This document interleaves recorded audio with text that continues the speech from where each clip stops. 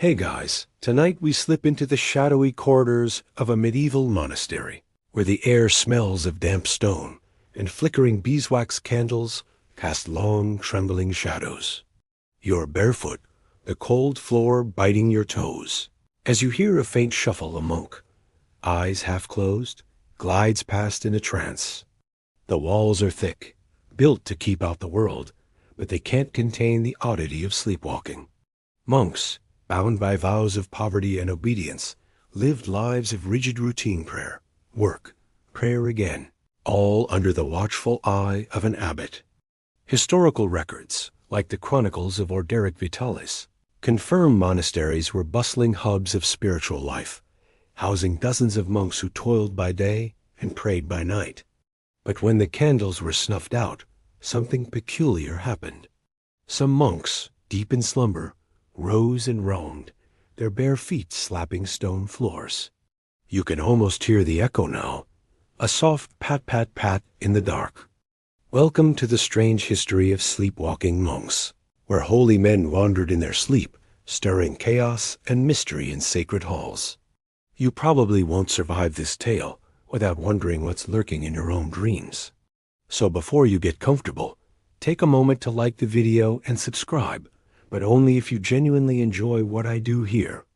Drop a comment with your location and local time. I'm curious where you're listening from.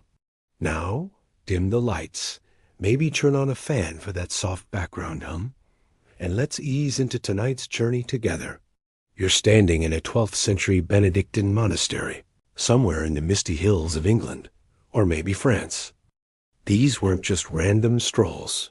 Sleepwalking, or somnambulism, was a phenomenon that baffled medieval minds. You're creeping along a cloister, the moonlight spilling through arched windows, when you spot Brother Anselm, let's call him, shuffling toward the chapel. The air is heavy with the scent of unwashed wool and incense. Monks slept in their habits, rough tunics scratching their skin, which probably didn't help their rest. Sleepwalking wasn't rare. Records suggest it plagued monasteries across Europe, from Cluny to Canterbury. Why here?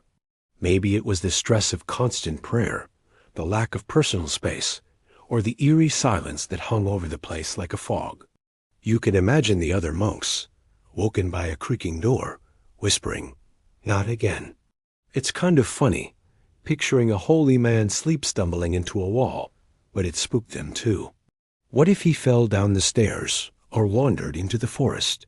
His eyes are open but glassy, his hands clasped as if in prayer.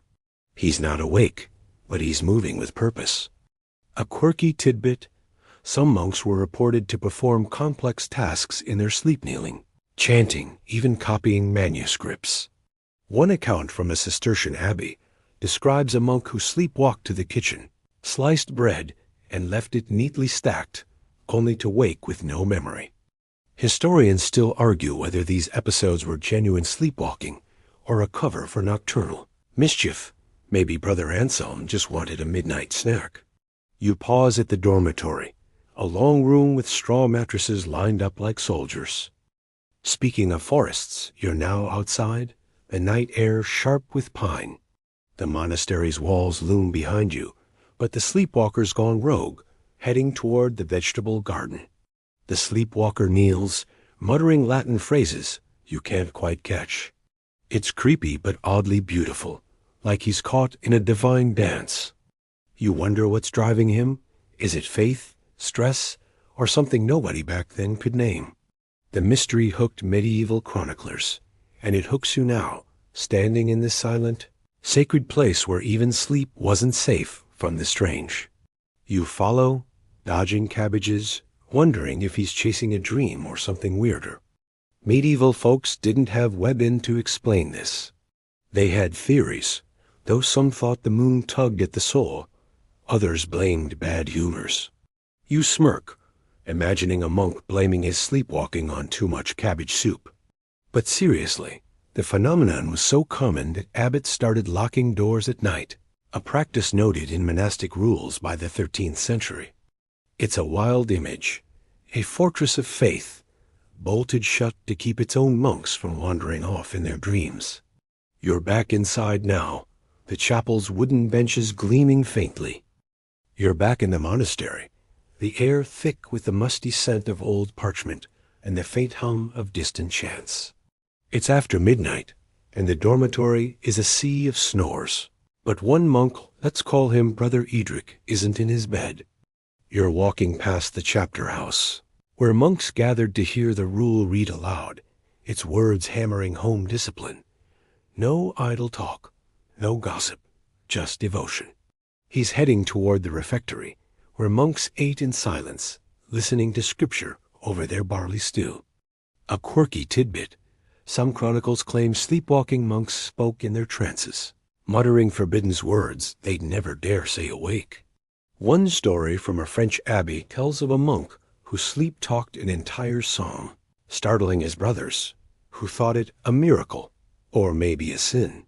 Historians still argue whether these outbursts were genuine, or if monks used sleepwalking as an excuse to break their vows without blame. You grin, picturing Edric whispering a medieval equivalent of "I hate lentils" in his sleep. Historians note this silence wasn't just about focus. It was meant to crush the ego, to make you feel small before God. But imagine if you're forbidden to speak, your thoughts bottled up, swirling like a storm in your head. It's no stretch to think this pressure leaked out in sleep, sending monks like Edric wandering. You spot him gliding through the cloister, his face blank, his steps unnaturally steady for a man asleep. Last section, you saw how sleepwalking monks turned quiet nights into eerie spectacles. Now you're diving deeper, exploring how their strict vows of silence might have sparked these midnight rambles.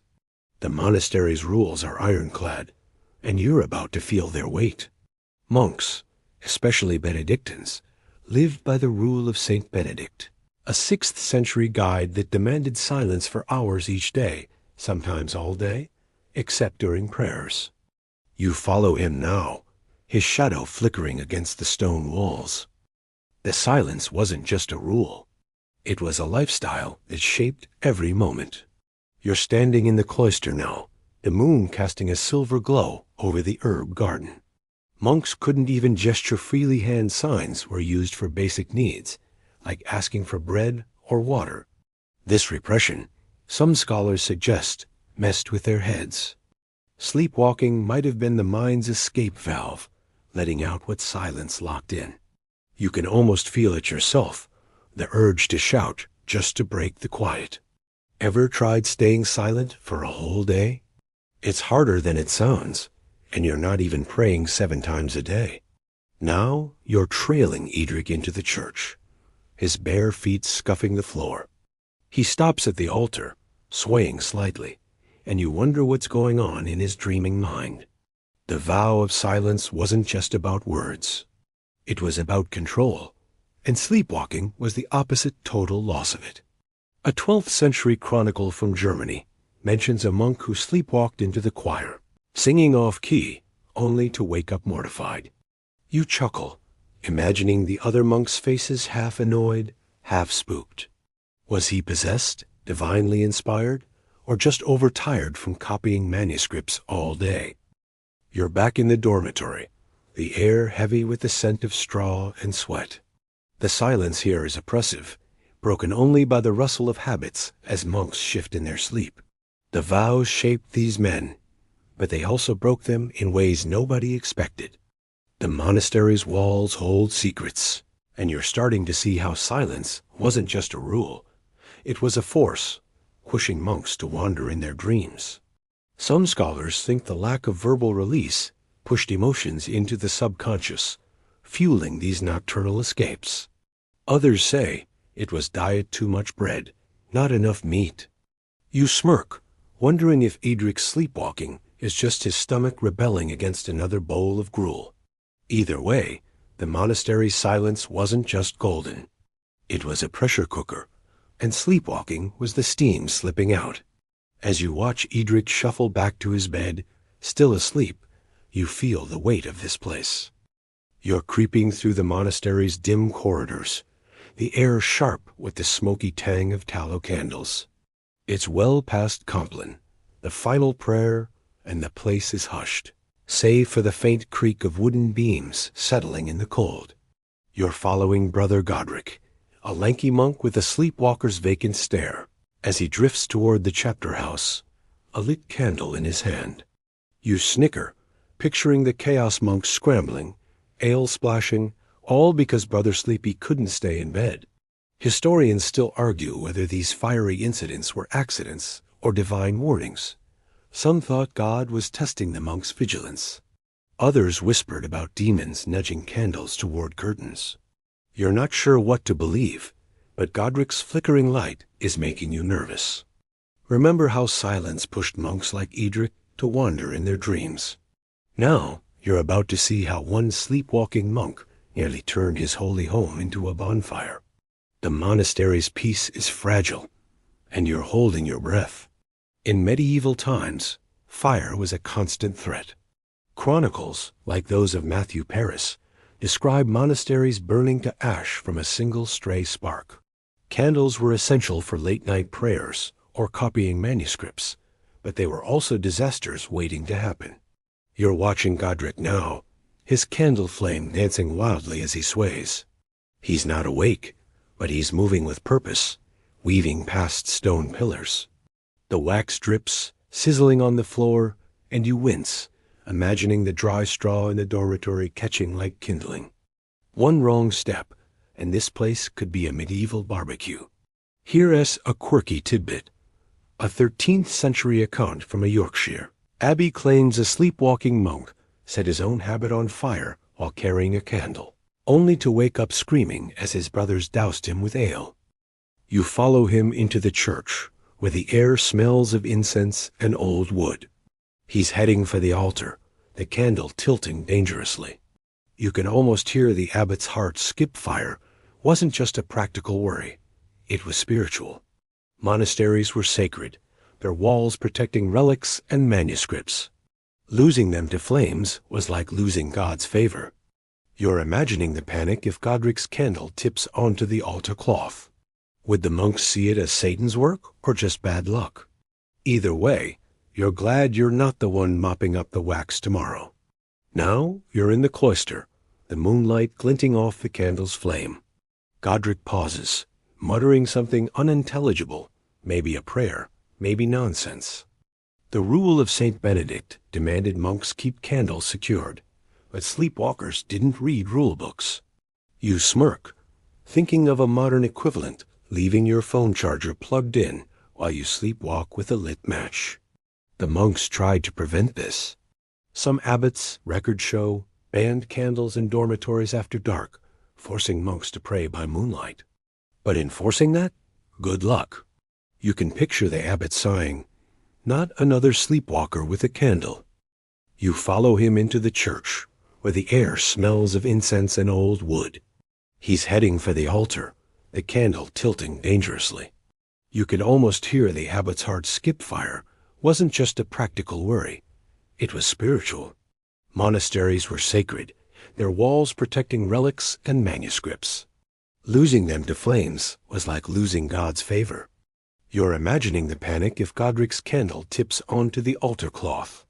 Would the monks see it as Satan's work or just bad luck? Either way, you're glad you're not the one mopping up the wax tomorrow. Now you're in the cloister, the moonlight glinting off the candle's flame. Godric pauses, muttering something unintelligible, maybe a prayer, maybe nonsense. The rule of St. Benedict demanded monks keep candles secured, but sleepwalkers didn't read rule books. You smirk, thinking of a modern equivalent, leaving your phone charger plugged in while you sleepwalk with a lit match. The monks tried to prevent this.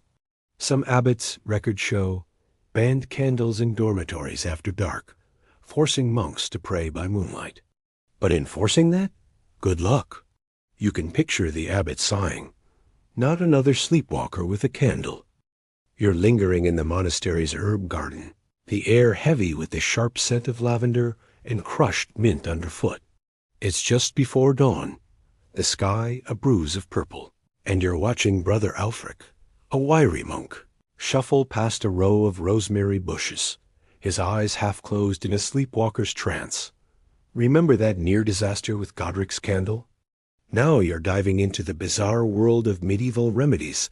Monks used to tame their sleepwalking, hoping to keep their sacred halls from turning into chaos. You're about to get a whiff of some seriously weird medicine.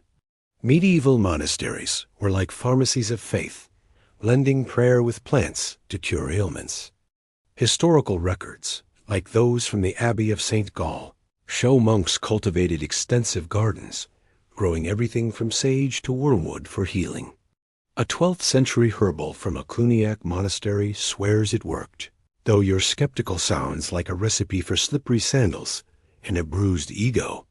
Historians still argue whether these remedies were placebo or something more, maybe tapping into herbs' mild sedative effects. You smirk, picturing Alfric waddling to bed with greasy feet, hoping his soul stays put. Ever tried a weird home remedy like honey for a sore throat? This was that, but weirder. Sleepwalking, though, was a puzzle. You're standing by a wooden bench where Alfric, now awake, might have sat yesterday, grinding herbs with a mortar and pestle. Monks believed certain concoctions could anchor the soul to the body, stopping these nocturnal rambles. You're imagining Alfric choking down a bitter brew, probably wishing he could just sleep in peace.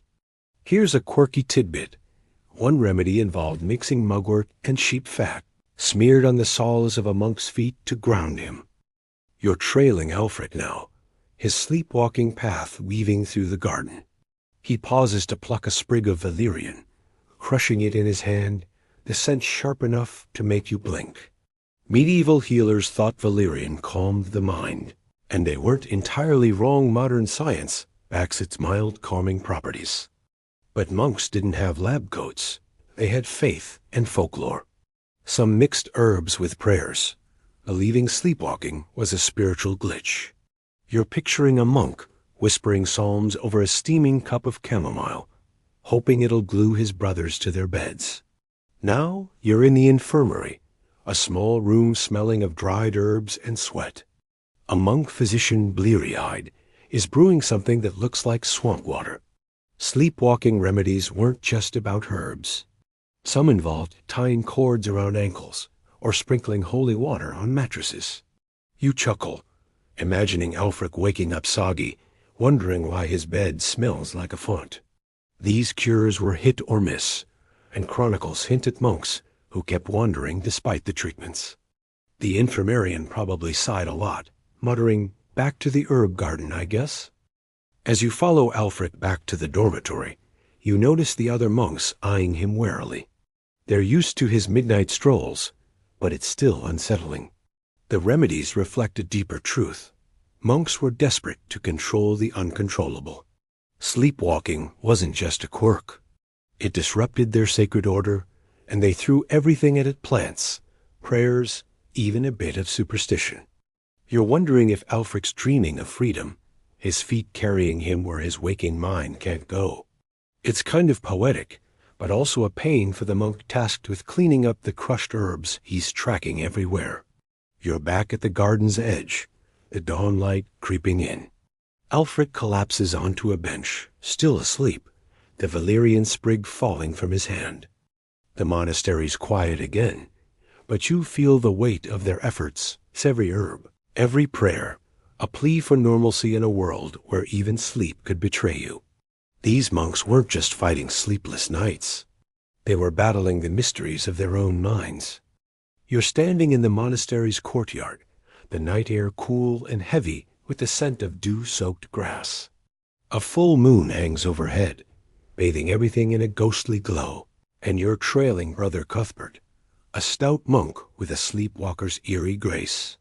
He's chanting, his voice low and rhythmic, words you can't quite make out Latin, maybe, or something stranger.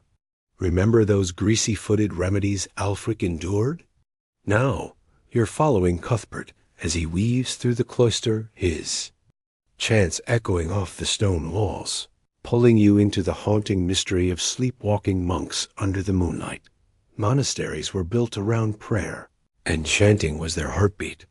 Historical records, like the Annals of Fulda, describe monks singing psalms 7 times a day, their voices blending into a sacred hum that filled the halls. But sleepwalking chanters like Cuthbert, that's where things get weird.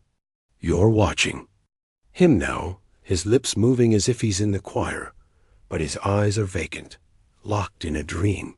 His chants aren't the usual psalms.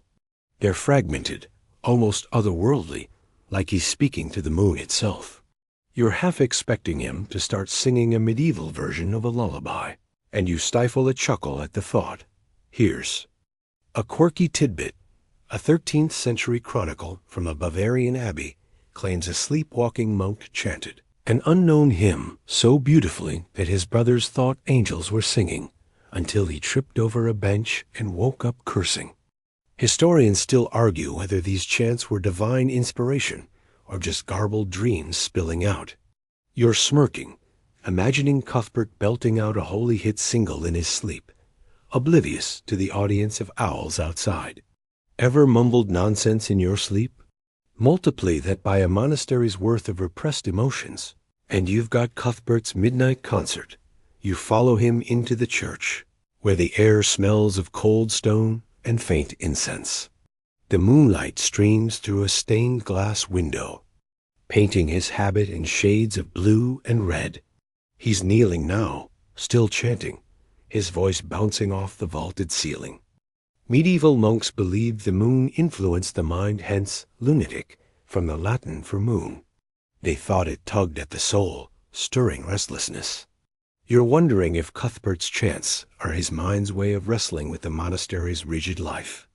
The constant prayers, the silence, the herb brews, it's a lot, even for a holy man. You're back in the cloister, the night so still you can hear the distant hoot of an owl. Cuthbert's chants grow softer, more like a whisper, as he shuffles toward the garden. Some monks, records suggest, were locked in their cells at night to prevent these moonlit performances, but Cuthbert slipped the net. You're picturing the poor novice tasked with chasing him down, probably muttering, "Not the chanting again." It's funny, but it's also eerie. His voice feels like it's pulling you into his dream, a place where faith and mystery blur. The chants weren't just noise. They were a window into the medieval mind. Monks lived for God, but their sleepwalking suggested something deeper, maybe a longing, maybe a rebellion. You're thinking of those silent vows from earlier, how they bottled up words until they spilled out in sleep. Historians debate if these chants were spiritual or psychological, a release of what the waking world suppressed. You're leaning toward both. But you're no monk, just a curious wanderer in this moonlit maze. As Cuthbert sways back toward the dormitory, his voice fades, and he collapses onto his straw mattress, still murmuring. The moonlight lingers, casting shadows that dance like ghosts. You're left with the echo of his chants, a reminder that even in this sacred place, the line between holy and haunted was razor thin. The monastery's walls hold more than prayers. They hold secrets, and Cuthbert's sleepwalking song is one of them. You're hovering in the monastery's dim chapel, the air thick with the scent of old wax and polished wood, as moonlight spills through a cracked window. Brother Leo, a wiry monk with a sleepwalker's vacant gaze, sways before the altar, his hands raised like he's reaching for something unseen. You can still hear Cuthbert's eerie chants from last time, echoing in your mind. Now, you're diving into the strange belief that sleepwalking monks were chasing divine visions, their nocturnal wanderings seen as glimpses of heaven or something else. The line between faith and fantasy is blurry here, and you're about to step into it. Medieval monasteries were obsessed with divine connection.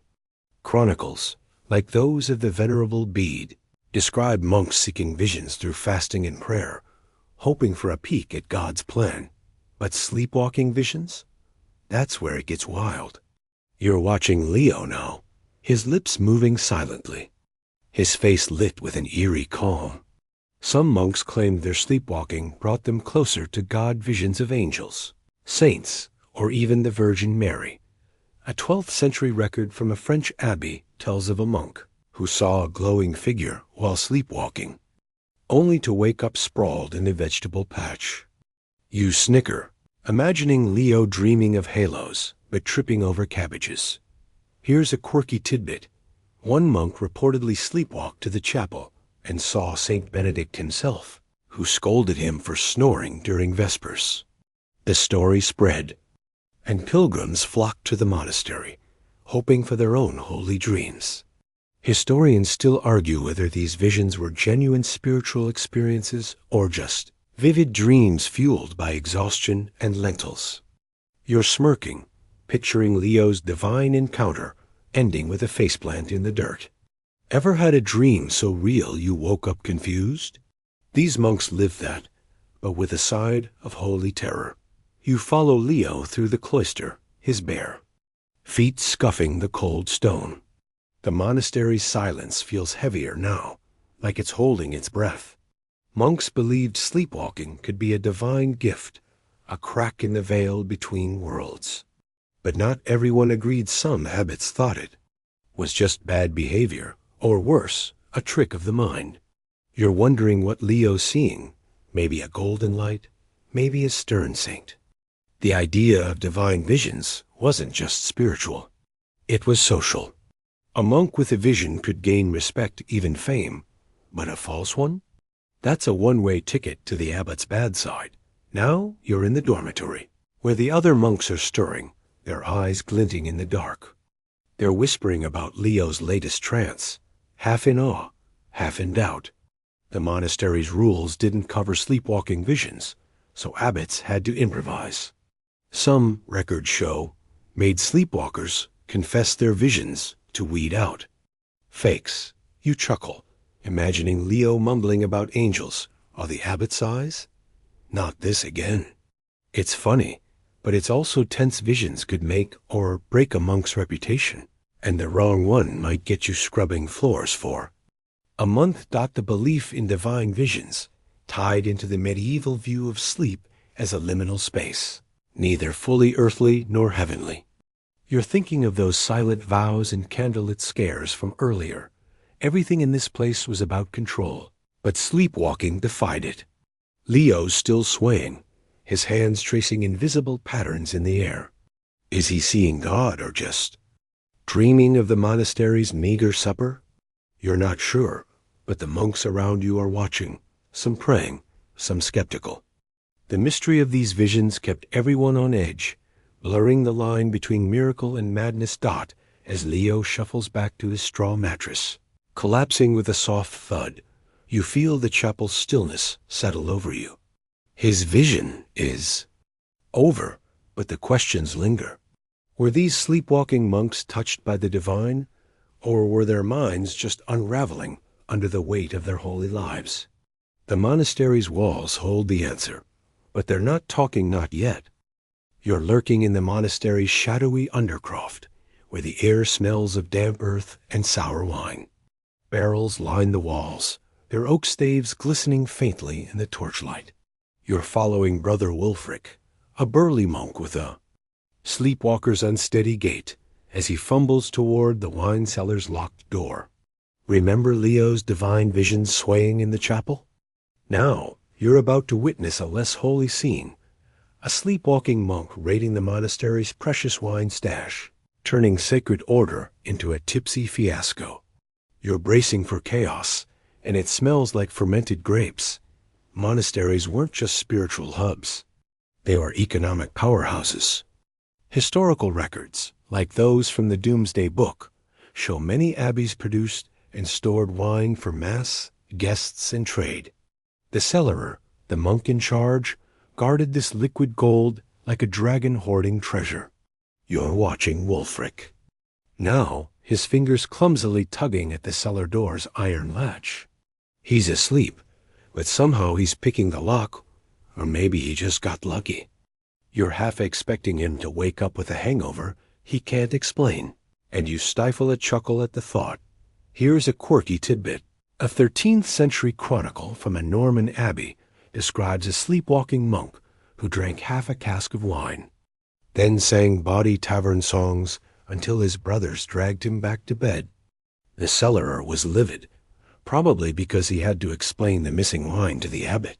Historians still argue whether these incidents were genuine sleepwalking or sneaky monks faking it for a sip.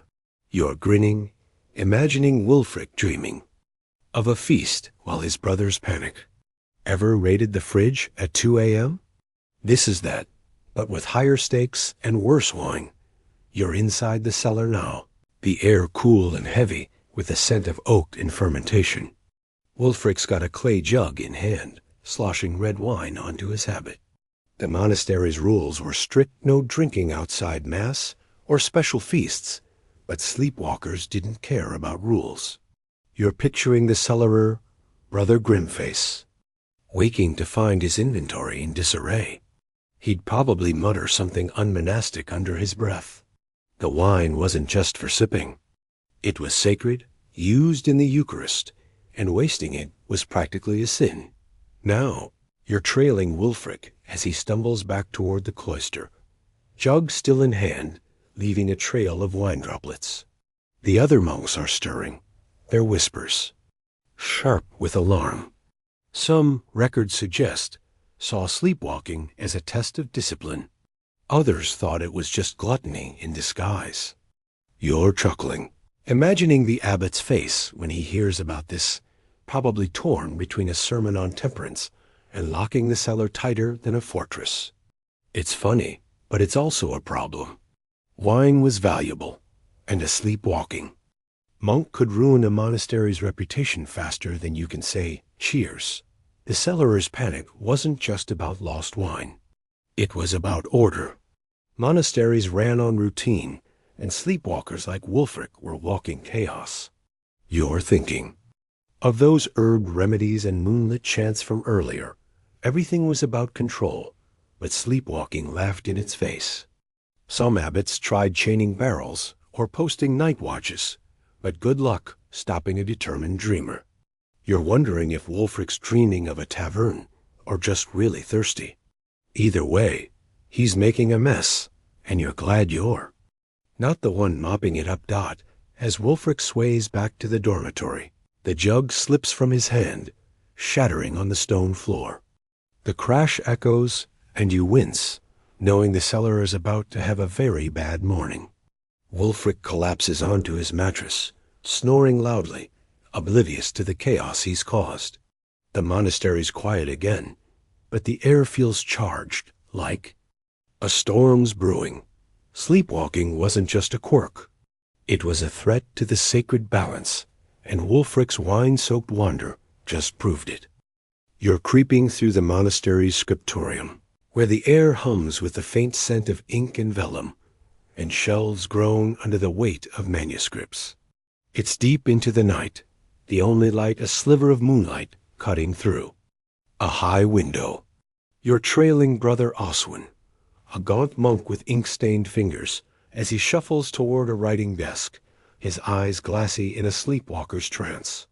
Remember Wulfric's wine-soaked chaos in the cellar? Now, you're about to uncover a quieter, but no less strange scene. A sleepwalking monk scribbling cryptic texts in the scriptorium, turning sacred pages into a puzzle. You're ready for some medieval mystery, and it's written in ink. Scriptorium was the monastery's brain, where monks copied sacred texts, histories, and even recipes for ale. Historical records, like those from the Abbey of Monte Cassino, describe monks laboring for hours, their quills scratching out illuminated manuscripts that could take years to complete. You're watching Oswin now, his hand clutching a quill, dipping it into an inkhorn with eerie precision. He's asleep, but he's writing scribbles, symbols, maybe words, though they don't look like any Latin, you know. You're half expecting him to jot down a medieval grocery list, and you stifle a chuckle at the thought. Here's a quirky tidbit. A 12th century account from a German monastery tells of a sleepwalking monk who filled a page with angelic script, only for the abbot to realize it was gibberish backwards Latin, mixed with doodles of sheep. The monks kept it anyway, just in case it was divine. Historians still argue whether these writings were inspired visions or just the mind's midnight ramblings. You're smirking, imagining Oswin's masterpiece being debated by bleary-eyed monks. Ever woken up to find you texted nonsense in your sleep? This is that, but with quills and a lot more pressure. You're hovering over Oswin's shoulder. Now, the parchment under his quill, curling slightly from the damp air. His writing is frantic, lines overlapping, ink smudging. Monks saw the scriptorium as sacred. Every word copied was a prayer, but a sleepwalker's scribbles? That was trouble. These manuscripts were worth more than gold, and a ruined page was a disaster. You're picturing the scriptorium master, Brother Fussaquill, finding this mess and clutching his chest.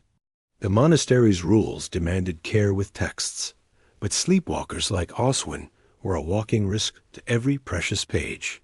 Now, you're in the cloister, where the other monks are whispering, woken by the creak of the scriptorium door. Some, records suggest, believed sleepwalking scribes were channeling divine messages. Others thought it was just sloppy work.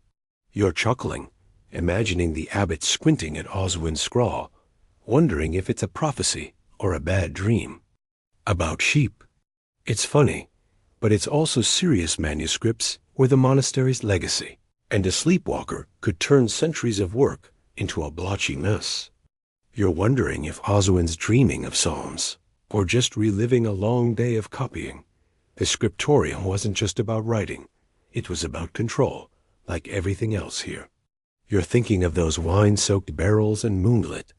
Chance every corner of this place fought chaos, but sleepwalking kept winning. Some abbots, chronicles note, banned sleepwalkers from scriptorium duties, fearing they'd ruin sacred texts. Others kept the strange writings, hoping for miracles. You're picturing a monk hiding Oswin's parchment under his mattress, half expecting it to glow with holy light. It's a strange mix of faith and fear, and you're caught in the middle, watching Oswin's quill dance. As Oswin sways back to the dormitory, his quill drops, leaving a final ink splotch on the floor. He collapses onto his straw mattress, snoring softly, oblivious to the chaos he's left behind. The scriptorium's quiet again, but the air feels heavy, like the manuscripts are whispering their own secrets. Oswin's scribbles are a mystery divine. Deranged or just a dream? The monastery's walls have seen it all, but they're keeping quiet, as always. You're skulking through the monastery's cloister, where the air carries the faint chill of stone and the distant hoot of an owl. Shadows dance across the walls, cast by a flickering torch left burning too long. You're trailing Brother Theodric, a wiry monk with a sleepwalker's blank stare as he shuffles toward the chapel, his hands twitching like he's warding off something unseen. Remember Oswin's ink-stained scribbles in the scriptorium? Now you're plunging into a darker corner of this tale. Medieval fears that sleepwalking monks were touched by demons, their wanderings a sign of something sinister. You're feeling the monastery's unease, and it's giving you chills. In the Middle Ages, the devil was no metaphor. Historical records, like those from the Chronicles of William of Malmesbury, show monks and lay people alike lived in fear of demonic influence, blamed for everything from storms to spoiled milk. Sleepwalking, with its eerie, uncontrollable nature, was a prime suspect. You're watching Theodric now, his steps jerky, his mutters low and guttural, not quite the holy chants of Cuthbert's moonlit strolls. The monks around you, woken by his shuffling, are whispering prayers, their eyes wide. You're half expecting Theodric to sprout horns, and you stifle a nervous chuckle at the thought. Here's a quirky tidbit. A 12th century account from a Cistercian abbey claims a sleepwalking monk was found clawing at the chapel door, shouting in a tongue of demons, which turned out to be garbled Welsh from a visiting monk's sermon. The abbot sprinkled holy water anyway, just to be safe. Historians still argue whether these episodes were seen as possession or just misunderstood behavior. Maybe Theodric's just stressed, not Satan's puppet. You're smirking, imagining a monk mistaking a snore for a demonic growl. Ever woken up spooked by a weird noise? These monks lived that fear, dialed up to 11. You're following Theodric into the church now, where the air smells of incense. And fear. He's kneeling, but it's not reverent. His hands are clawing at the floor, like he's digging for something. Medieval theology held that demons could slip into unguarded minds, especially during sleep, when the soul was vulnerable. You're picturing the other monks, clutching their rosaries, wondering if Theodric's possessed or just dreaming of a bad sermon. The monastery's rules, rooted in the rule of St. Benedict, demanded vigilance against spiritual threats. But how do you fight a devil that walks in your sleep? Now you're in the dormitory, where the whispers are louder, the air thick with tension. Some monks, records suggest, demanded exorcisms for sleepwalkers, while others argued for gentler cures, like those herb brews Alfric endured. You're chuckling, imagining the abbot sighing over another possession. That's just Theodric muttering about lentils again. It's funny, but it's also heavy. Accusations of demonic influence could ruin a monk's life, maybe even get him banished. You're wondering if Theodric's dreaming of hellfire, or just reliving a scolding from the abbot. The fear of demons wasn't just superstition. It was a lens for understanding the unknown. You're thinking of those wine-soaked barrels, and cryptic scribbles. Everything in this monastery was a battle between order and chaos, and sleepwalking tipped the scales toward the latter. Some abbots, chronicles note, tied bells to sleepwalkers' habits to track their movements, hoping to catch them before the demons did. You're picturing Theodric jangling like a medieval catcaller, and it's hard not to laugh. But the fear was real. Demons were the ultimate excuse when faith and herbs failed. As Theodric shuffles back to his straw mattress, collapsing with a heavy sigh, the other monks relax, their prayers fading. The torchlight flickers, casting long shadows that look a little too much like claws. You're left with the monastery's unease, the nagging question of whether Theodric's wanderings were unholy or just human. The walls have seen too many nights like this, and they're still silent, holding their secrets close. You're standing in the monastery's chapter house, where the air smells of polished oak and lingering incense, the stone walls echoing with the faint memory of daily meetings. It's just past midnight, and you're watching the abbot, a stern figure with a furrowed brow, pacing as he grapples with the chaos of sleepwalking monks. Remember Theodric's demonic scare in the chapel?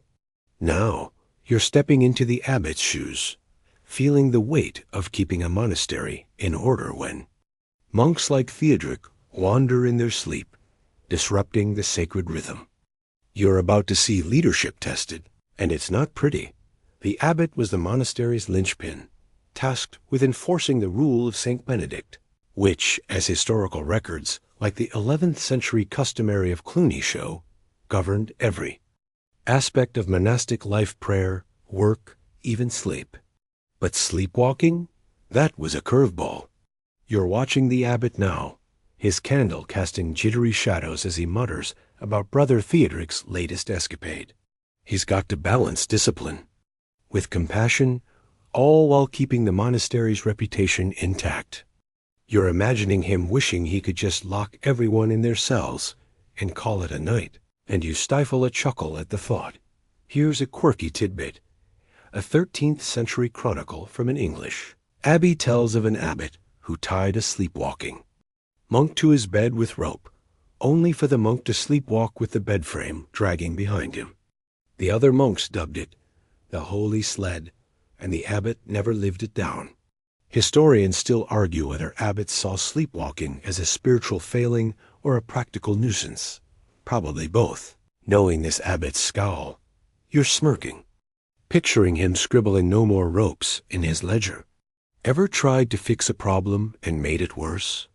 That's the abbot's life right now. You're following him to the dormitory, where the monks are restless, whispering about Theodric's demonic muttering. The abbot's dilemma isn't just about one monk. It's about control. Sleepwalkers like Wulfric raiding wine and Oswin scribbling nonsense threatened the monastery's order, and the abbot was the one who had to answer for it. You're picturing him facing a bishop's inquiry, trying to explain why his monks are wandering like lost sheep.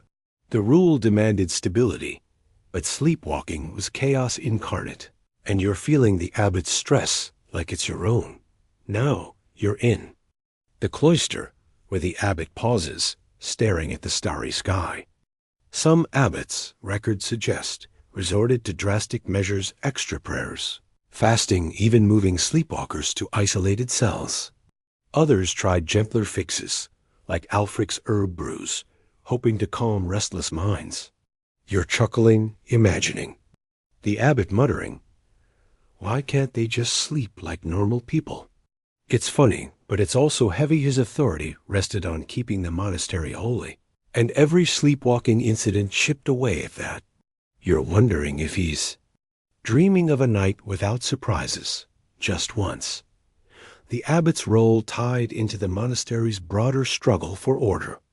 You're thinking of those wine-soaked barrels and cryptic chants.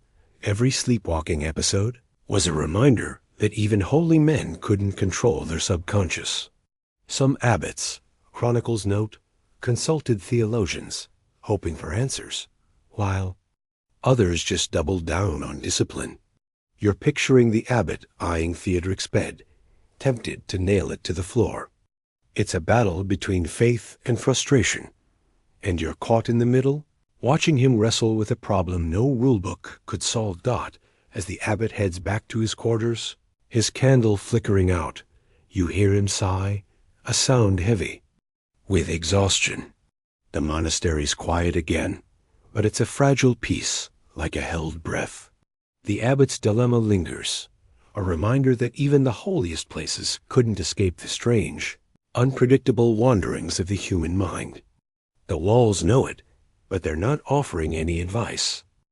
You're trudging along a dusty path outside the monastery, the night air sharp with the scent of pine and distant wood smoke.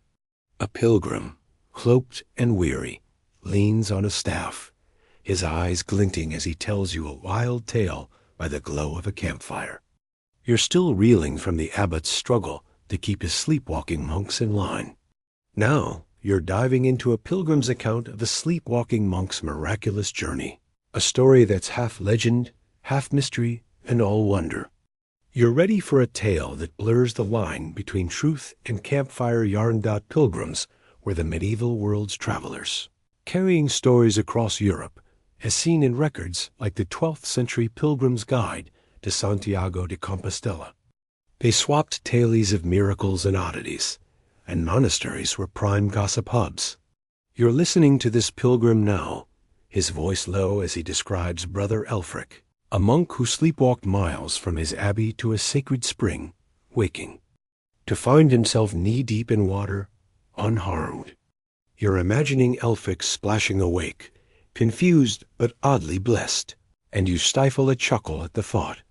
Here's a quirky tidbit. The pilgrim claims Elfric's sleepwalking led him to a forgotten shrine, where he found a lost relic, saint's finger bone that drew crowds for years. The story's fishy, but pilgrims ate it up, spreading it like wildfire. Historians still argue whether these tales were divine miracles or clever monastery PR. Maybe Elfric just tripped into the right puddle. You're smirking, picturing him waking up soggy, wondering if he's a saint or just lost. Ever stumbled into something amazing by accident? This is that, but with a holy twist. You're following the pilgrim's story, picturing Elfric's journey through dark forests and over rocky hills, his habits snagging on thorns.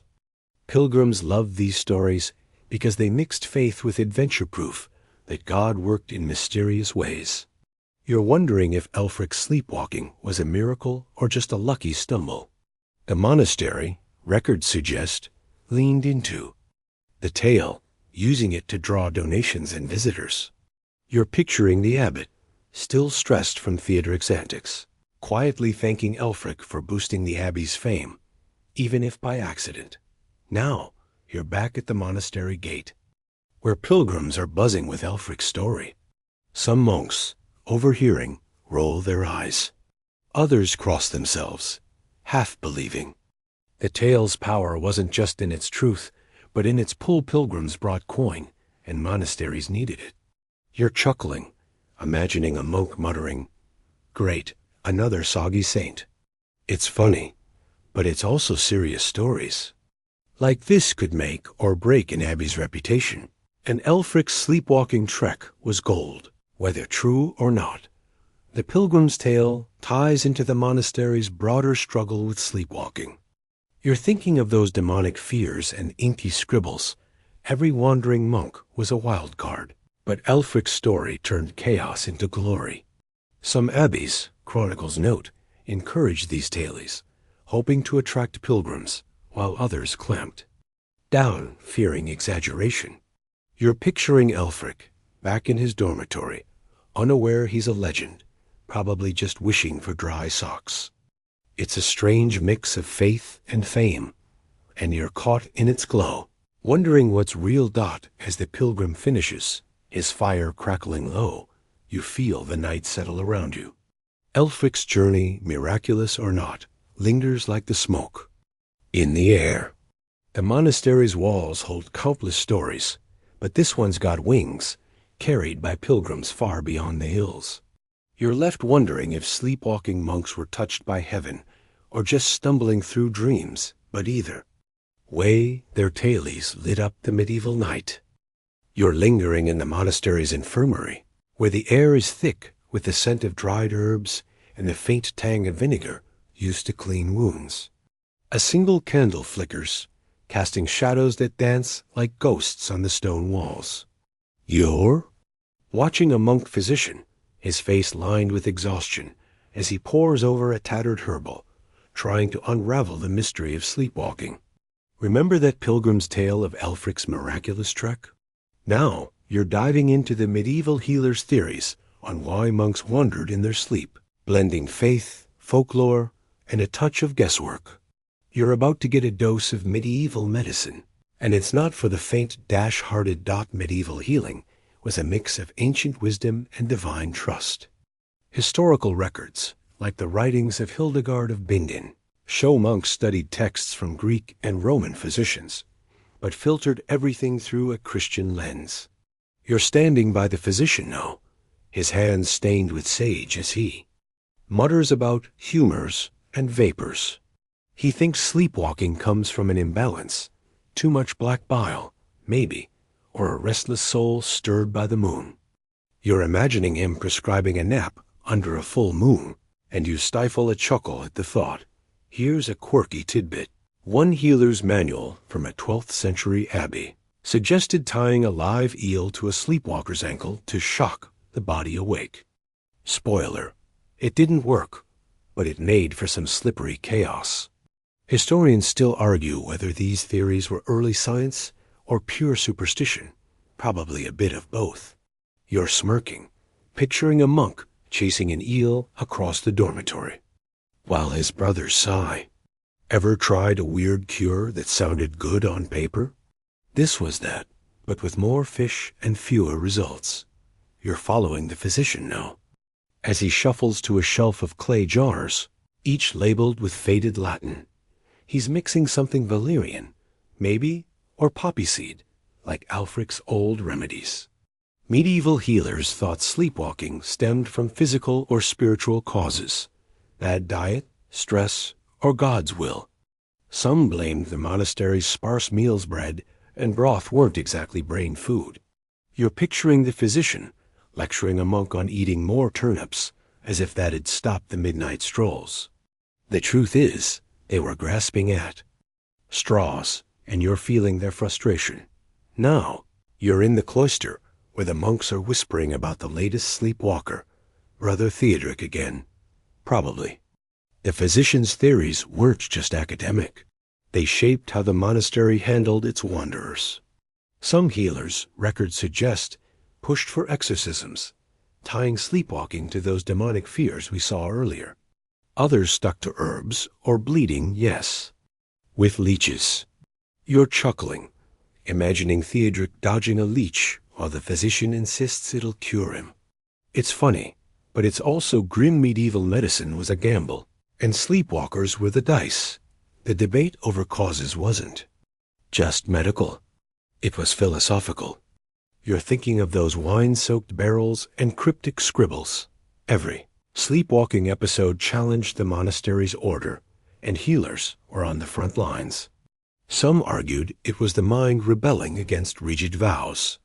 Others saw it as a test from God. You're picturing the physician, caught between his herbal and his Bible, wondering if he's curing a body or a soul. It's a heavy burden, and you're glad you're just watching, not brewing eel soup for the next wanderer. As the physician sets down his herbal, the candle sputters, plunging the infirmary into near darkness. He sighs, rubbing his eyes, and you feel the weight of his unanswered questions. The monastery's quiet again, but it's a restless quiet, like the monks themselves. Sleepwalking was a riddle no herb or prayer could fully solve, and the healer's debates only deepened. Mystery, leaving you to wonder what drove these men to wander. You're pacing the monastery's cloister, the cold stone underfoot, sending a shiver up your spine as the scent of damp earth mingles with fading incense. Dawn is hours away, and the silence is broken only by the soft creak of a door. You're watching the abbot, his face etched with resolve, as he scratches new rules onto a wax tablet, desperate to tame the sleepwalking chaos. Remember the physician's eel-tide theories? Now you're seeing how sleepwalking forced monasteries to rewrite their nightly routines, turning sacred order into a logistical nightmare. You're about to feel the weight of rules bending under pressure.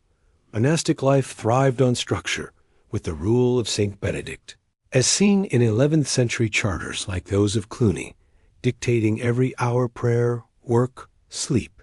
But sleepwalkers like Theodric and Wulfric were walking proof that rules couldn't control everything. You're standing by the abbot now, his quill scratching furiously as he adds lock dormitory doors to the list. He's trying to stop monks from wandering into wine cellars or scribbling nonsense, but you're imagining him muttering, "Why can't they just stay in bed?" And you stifle a chuckle at his exasperation.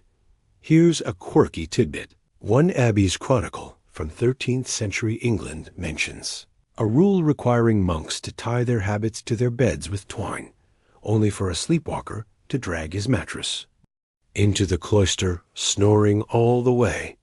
The monks called it the wandering bed and laughed for weeks.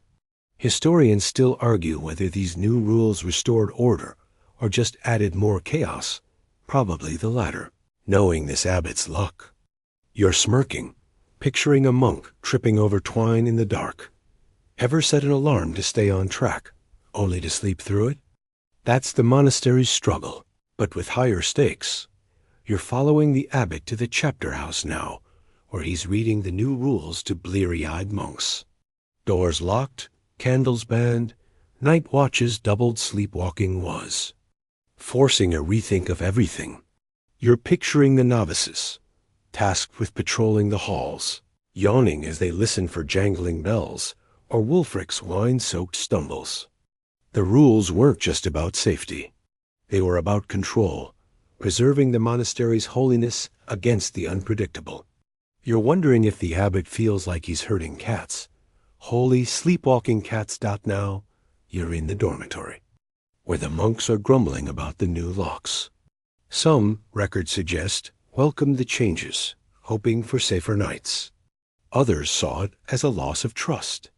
You're chuckling, imagining a monk whispering, "Great, now I'm trapped with Theodrics," snoring.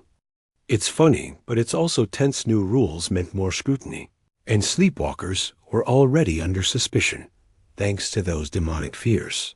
The monastery was a pressure cooker, and every new rule tightened the lid, making you feel the strain.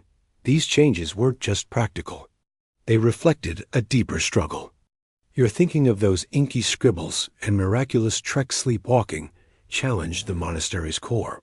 forcing abbots to adapt a sacred system.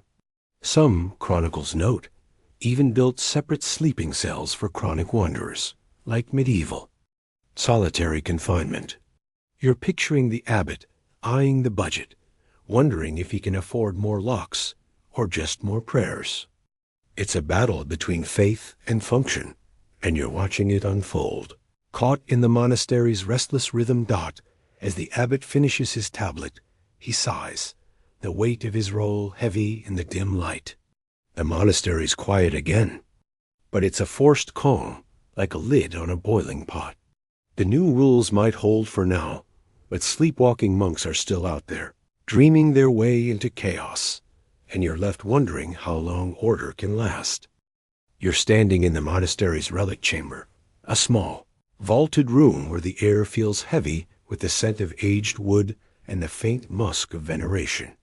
Dim candlelight glints off a silver reliquary, said to hold a saint's knuckle, and you're watching Brother Edwin, a pale monk with a sleepwalker's eerie calm, clutching the reliquary like it's a lifeline. Remember those new rules the abbot scratched out to curb the chaos? Now you're diving into a stranger scene, a sleepwalking monk gripping sacred relics in a trance, blending devotion with mystery. You're about to feel the weight of the holy in the dead of night. Relics were the medieval world's spiritual currency.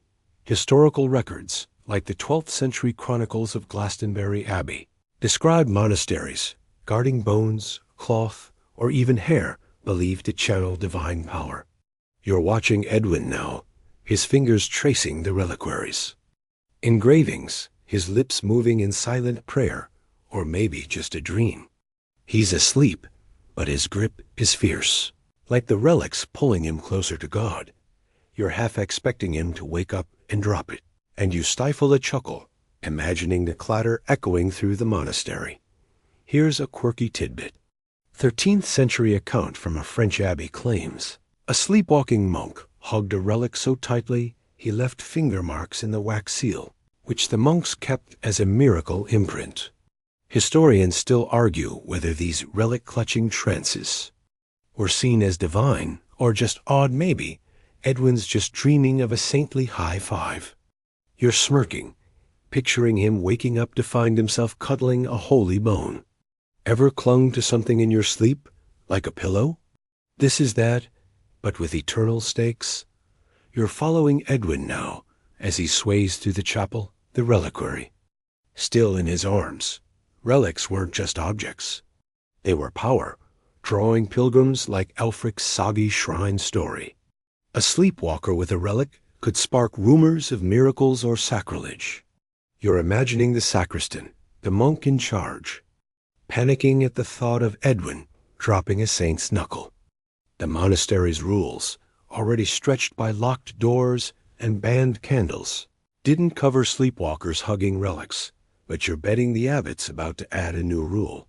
Now you're in the cloister, where the other monks are whispering, their eyes darting to Edwin's trance. Some, records suggest, saw these moments as signs of divine favor. Others feared it was theft or worse. Those demonic whispers Theodric stirred up. You're chuckling, picturing a monk muttering, "Great, now the saint's bone is sleepwalking." 2. It's funny, but it's also tense relics with a monastery's heart, and a sleepwalker's grip could turn reverence into scandal. You're wondering if Edwin's dreaming of heaven or just a really intense prayer session, the relic obsession tied into the monastery's broader struggle with sleepwalking. You're thinking of those wine-soaked barrels and inky scribbles. Every incident challenged order, but relics raised the stakes. Some abbeys, chronicles note, chained reliquaries to altars to prevent wandering hands, sleepwalking or not. You're picturing the sacristan eyeing Edwin, tempted to bolt the relic to the floor. It's a clash of faith and fear, and you're caught in the middle, watching Edwin's trance blur the line between holy and haunted. As Edwin shuffles back to the dormitory, he gently sets the reliquary on a bench, collapsing beside it, still asleep. The monks breathe easier, but the air feels charged, like the relic's watching. The monastery's quiet again, but it's a fragile quiet, holding the weight of Edwin's strange devotion. Sleepwalking with relics wasn't just odd, it was a glimpse into the monastery's soul, where faith and mystery were impossible to untangle. You're trudging through a moonlit field beyond the monastery's walls, the air sharp with the scent of wet grass and distant wood smoke. Stars glitter overhead, and you're following Brother Sigbert, a lanky monk with a sleepwalker's unsteady gait as he wanders far from the safety of stone walls. Remember Edwin's relic-clutching trance? Now you're chasing a sleepwalking monk who's escaped the monastery entirely, his barefoot trek into the wild a final haunting chapter in this strange saga. You're bracing for adventure, and the night feels alive with secrets. Monasteries were fortresses of faith, but their walls weren't always enough, as chronicles like those of Jocelyn of Furness show, recounting monks who vanished into the night. You're watching Sigbert now, his habit snagging on brambles as he stumbles through a ditch. He's asleep, but his steps are purposeful, like he's chasing a dream across the hills. You're half expecting him to wake up surrounded by sheep, wondering how he got there, and you stifle a chuckle at the thought. Here's a quirky tidbit, a 12th century tale from a Welsh abbey claims a sleepwalking monk wandered to a village, knocked on a tavern door, and woke up with a tankard in hand, swearing he'd been led by a saint. The villagers called it a miracle. The abbot called it a headache.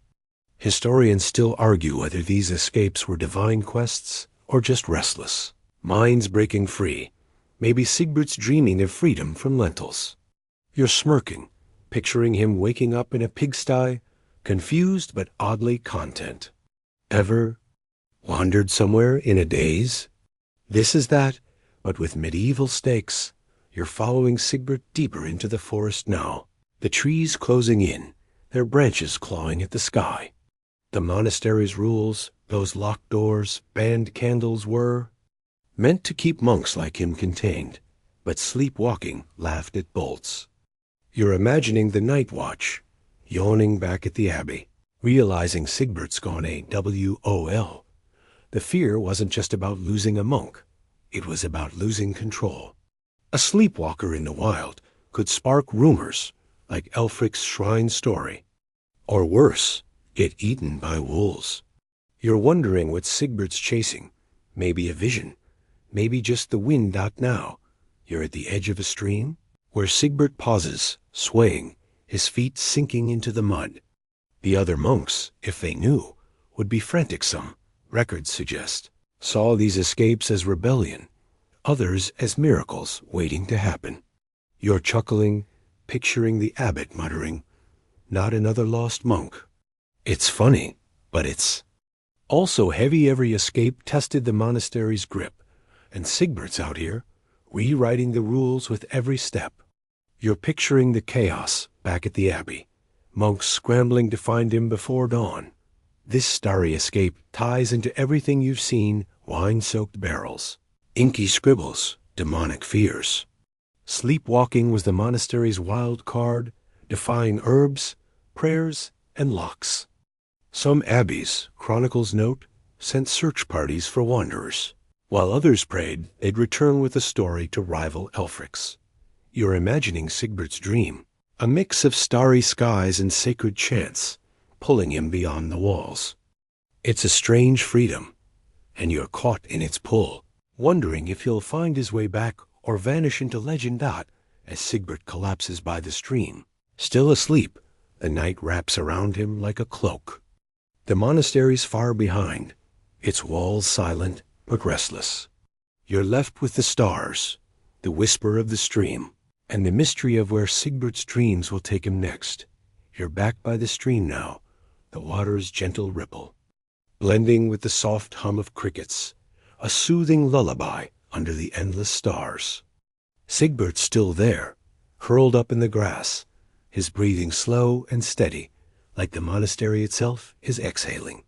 The chaos of sleepwalking, those chants, relics, and wine-soaked nights, fades into a quiet glow, like embers settling in. A dying fire. You're feeling the weight of this strange history lift, replaced by a calm that wraps you like a warm blanket.